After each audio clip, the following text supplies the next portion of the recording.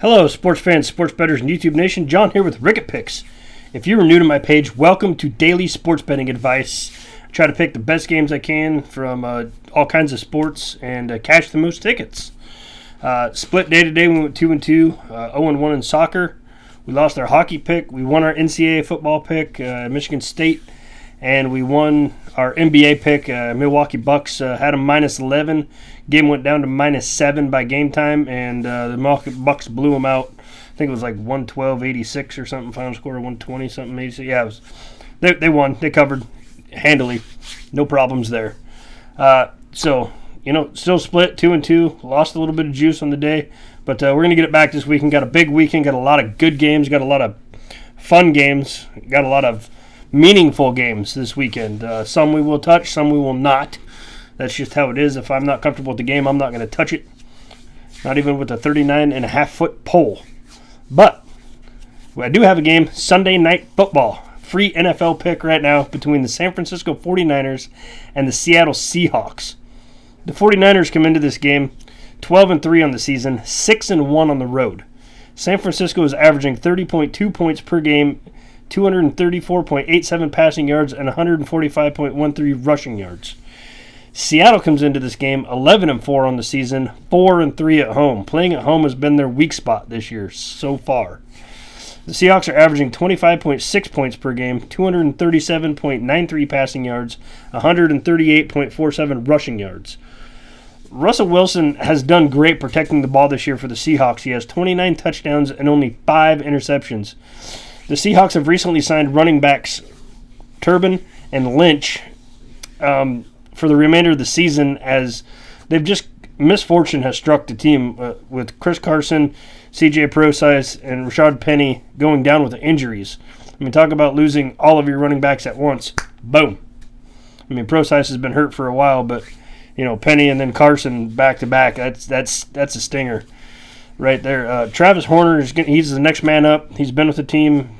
Probably knows the offense better than Lynch and Turbin. They've got a week under their belt, so I don't know how much of a factor they're going to be in this game. I mean, everybody knows beast mode, but the guy hasn't touched a football all year, so how much of a factor is he really going to be? How much of shape is he really in? What's it going to be like when he gets hit for the first time by a 49er? These two teams naturally don't like each other anyways. For the 49ers, Jimmy Garoppolo has 27 touchdowns, 13 interceptions. Let's face it, the story is not the 49ers offense, and I know I've been beat up in videos before for saying the story is not the 49ers offense. It's their defense. Their defense is only allowing 19.27 points per game, and they're allowing 111 rushing yards per game. So teams have to throw against these guys. A few notes on Seattle's normally solid defense. They've always had a weakness at tight end. During the first game, it did go into overtime. It did come down to the last seconds of overtime before it was a tie, and the Seahawks kicked a field goal and won the game. But tight end George Kittle was in a press box for that game. Tight end George Kittle is going to be on the field for this game. I think it's going to change the 49ers dynamic a lot. Not that one player can make a difference, but Kittle is the man. The Seahawks have allowed the second most yards after catch to a tight end.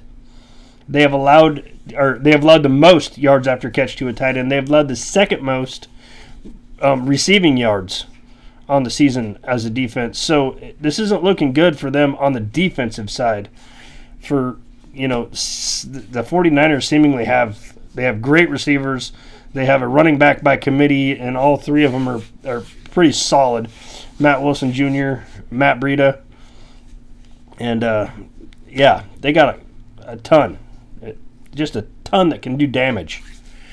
Seattle, however, is 9-1 in the last 10 head-to-head versus San Francisco. And as I touched on, these two teams don't like each other. It's a division game. They know each other well.